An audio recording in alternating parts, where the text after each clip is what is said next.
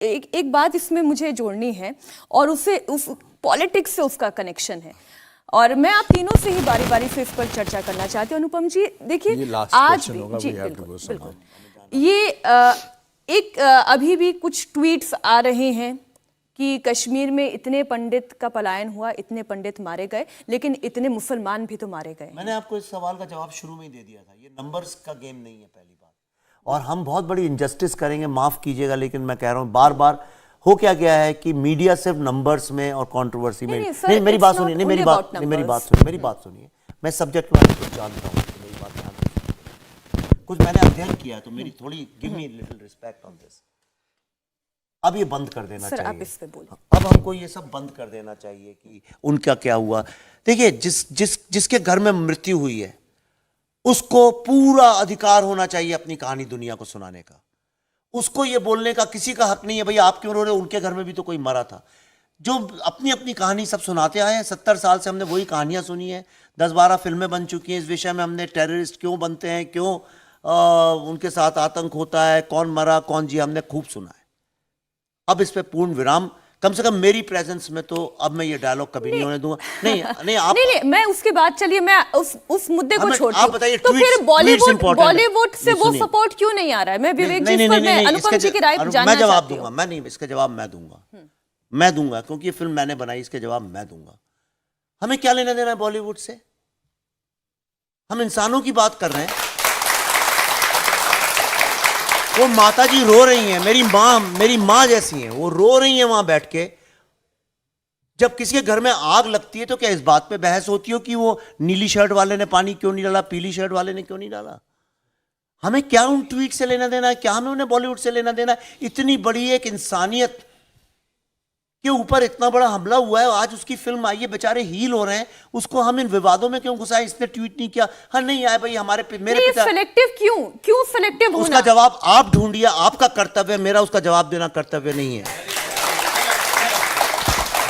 आप जाइए गली गली में और भारत के जन जन से पूछिए इस बात को कि क्यों, हर नेता से पूछिए जो आपकी डिबेट में आता है, आप सिलेक्टिव क्यों है? इसका जवाब मैं क्यों दूं? मैंने तो बता के, मैं तो सिलेक्टिव नहीं हूं, मैंने अपने लोगों के, अपने परिवार के, अपनी मां अपनी बहन की कहानी सुना दी है और मैंने उसमें कोई भेदभाव नहीं किया। अगर मैं अपनी मां की कहानी नहीं सुनाता तब आपको यह सवाल पूछने का हक था, मुझसे तो कम से कम किसी को पूछने का हक नहीं कि वो लोग क्यों नहीं बोलते हैं, मुझे उससे कोई मतलब नहीं है।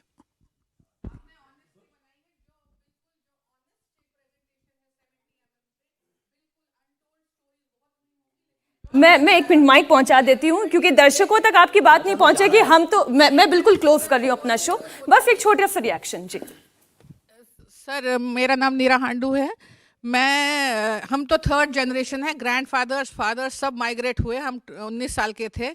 जो आपने दर्शाया उस मूवी में, जैसे ट्रक का सीन, हम तो अनुपम जी को अपने फादर की तरह देखते हैं कि जैसे चश्मा, he is looking for article 370 कब एब्रोगेट होगा, कब ये होगा।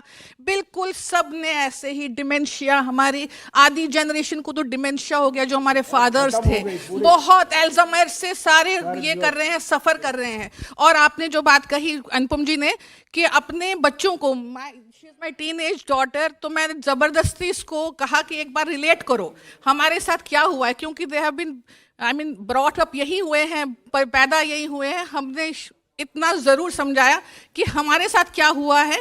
जो आपने दिखाया, दे आर ट्रू स्टोरीज। आपने बीके गंजू की स्टोरी दिखाई, वो हमारे रिलेटिव है, वो हमारी ट्रू स्टोरीज है। आपने कहीं पे भी जो आप बता रहे हैं, जो मुझे करना था मैंने किया। आपने ईमानदारी, ऑनेस्टी से जो किया है, बहुत किया है। Thank you very much. Anupam ji, एक आखिरी कमेंट, हमारे जितने भी दर्शक जो इस स्टूडियो के बाहर भी बैठे हुए हैं, वो आपसे एक आखिरी कमेंट चाहते हैं इस फिल्म पर, इनकी कहानियों पर। मैंने कहा था कि शुरुआत में कि अब इनके जख्मों पर मरहम लगाने का वक्त आ गया है, और वो तभी हो सकेगा कि आप ढेर सारी, और ये मैं कोई कमर्शियल रीज़न के लिए नहीं बोल रहा, हमारी फिल्म ऑलरेडी दुनिया देख रही है, मगर अपने लोगों को भेजिए अपनी कहानी सुनाने के। अब तो आपको मुंह ज़बानी बोलना भी नहीं है अपने बच्चों को, आप उनको बस बोलिए जाओ ये पिक्चर देख कर आओ, और फिर उनको गले लगाओ और उनको गले लगा के खूब रो, बिकॉज आपने बहुत दिनों तक अपने आंसुओं को रोक के रखा है घर वालों के सामने। बिकॉज मैं समझता हूं आपके जज्बात कि we want to protect our children, और आज के बाद और कभी कभी जब इस तरह की फिल्म बनती है, कभी जब इस तरह की फिल्म बनती है तो वो बाकी लोग क्या सोचते हैं उसकी मोहताज नहीं होती है। ये फिल्म किसी के कमेंट की मोहताज नहीं है, बस। आप बिल्कुल ठीक कह रहे हैं, कहानियां कहना जरूरी है और कहानियों को सुनना जरूरी है, तभी कहानी जीवित रह पाती है। बहुत बहुत धन्यवाद विवेक जी आपका, पल्लवी जी आपका। वो बच्चा कुछ बोलना चाहता है। आइए आप नीचे आ जाइए, चलिए अपनी बात कह दीजिए। जल्दी आ जाओ बेटा, मुझे पत नालमुत्त करुण साहब लीजिए, क्या कहना चाह रहे हैं आप? सबसे पहले तो बहुत बहुत धन्यवाद विवेक जी, पल्लवी जी, एंड नमस्कार मारा अनुपम जी। मैं तहे दिल से आपका शुक्रिया अदा करना चाहता हूं कि आप लोगों ने फिल्म हमारे सामने लाई और पूरी दुनिया को दिखाई, हमारी कहानी बताई। एज ए यूथ मैं एक चीज़ से काफ़ी रिलेट कर पाया, जो दर्शन जी का कैरेक्टर था यहाँ पे, कि वो एक डिलेमा में है कि वो किस तरफ जाए, किस सोच को अपनी सोच समझ के अपनाए। तो जैसे कि मैं खुद एक्टिंग करता हूँ, तो अनुपम जी से काफ़ी कुछ सीखने का मौका मिला, पल्लवी जी से। तो मैं खुद पापा से पूछता था कि ये बांड पत्थर क्या चीज़ है, जो कि कश्मीर में आप सब जानते होंगे कि बांड पत्थर होता था। जिस तरह ये बहुत अच्छे से इस फिल्म में दिखाया गया है कि किस तरह वहाँ के कल्चर का, वहाँ के आर्ट का कत्ल हुआ है, वो चीज़ मरी है। आखिर में एक सवाल ये है सर कि एक यूथ के लिए क्या मैसेज है कि वो आगे जाके किस और सोचे, किस दिशा में अपनी स्टडी को आगे बढ़ाए और इसके बारे में क्या धारणा बनाए। विवेक जी इसका जवाब दें। मैं चाहूंगा आप तीनों इसका जवाब दें। अरे जी, विवेक मैं सबके बिहाफ पे देता हूँ, पल्लवी जी सबके बिहाफ पे दे देंगी, क्योंकि ये यहाँ पे सबसे यंग यही है। क्या बात कर रहे हैं? पल्लवी जी, मैं आपको एक इंसिडेंट बताऊंगी, आपके सवाल का जवाब उसी में है। 2018 में हम लोग कश्मीर गए थे और वहाँ पे एक छोटी बच्ची मेरे साथ शूटिंग कर रही थी। तो बहुत प्यार से मुझसे वो बात कर रही थी, 4-5 साल की थी। मुझसे पूछा कि आप कहाँ रहती हैं, ऐसा वैसा। थोड़ी देर के बाद उसने मुझसे पूछा तो आप बम्बई में रहती हैं, तो आप वहाँ नमाज़ कहाँ पढ़ती हैं? तो मैंने कहा बेटा मैं नमाज़ नहीं पढ़ती। तो कहती है क्यों? मैंने कहा क्योंकि मैं मुसलमान नहीं हूँ। तो कहने लगी तो क्या हुआ, नमाज़ तो सबको पढ़ना चाहिए। तो आज कश्मीर में आप सोचिए ये हालत है कि उस छोटी सी बच्ची को कुछ और फेथ के भी लोग हैं, ये उसके घर वालों ने बताया नहीं है अभी तक। और एक ऐसा हमारा जो सबसे स्ट्रॉन्ग पॉइंट है हमारे देश का और सबसे खूबसूरत जो पॉइंट है वो है हमारी डाइवर्सिटी। हम सब लोग आपस में इतना, वो तमिलनाडु का आदमी हो, राजस्थान का हो, उड़ीसा का हो, महाराष्ट्र का हो, हम ये कभी नहीं कहते कि ये देखो ये मराठी आ गया है या ये राजस्थानी आ गया है। हम भारतीय ही तो हैं।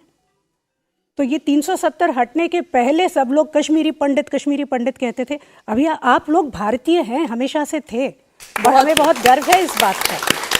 तो आप जिस दिशा में आप सोचना चाहते हैं, आप जिस दिशा में जाना चाहते हैं, ये कभी मत भूलिए कि आप सबसे पहले एक भारतीय हैं। बहुत बहुत धन्यवाद, बहुत बहुत धन्यवाद अनुपम जी, पल्लवी जी, विवेक जी। इंडिया टीवी हर वक्त हर जगह डाउनलोड करने के लिए सर्च करें India TV news Google play store या ऐप स्टोर पर।